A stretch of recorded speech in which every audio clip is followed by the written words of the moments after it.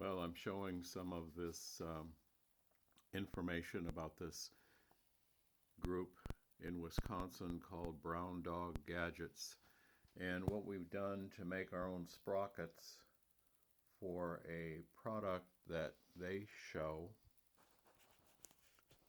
They've got a method of showing their kits.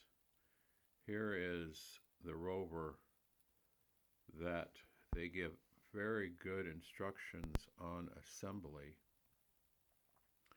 Here are the parts needed, and you can see they call for 4 sprockets.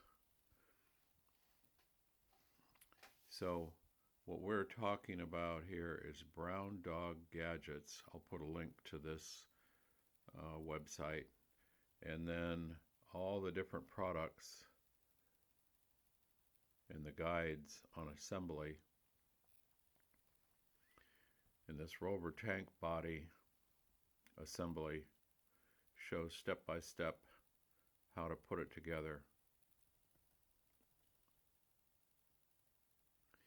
And these sprockets for the track are pretty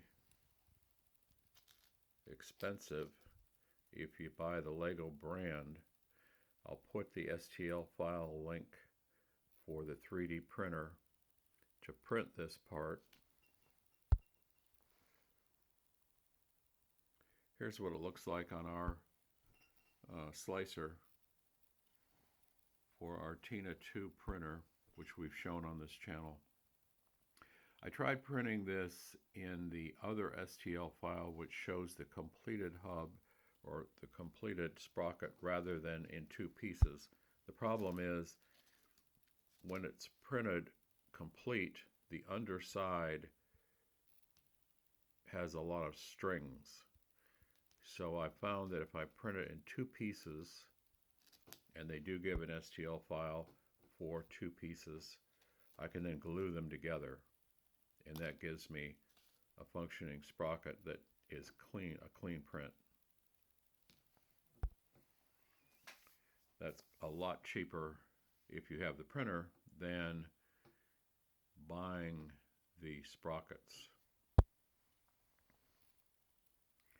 So we're going to do more to show the assembly of this kit. The thing about the microbit is you need to have a motor driver board, extra electricity, if you want to make a motor kit. This is the board that this company sells, and you can see they're adding 2 AAA batteries to drive the motors. These are continuous servo. We're going to use a different motor driver than this one, and that will require us to assemble our chassis a little differently.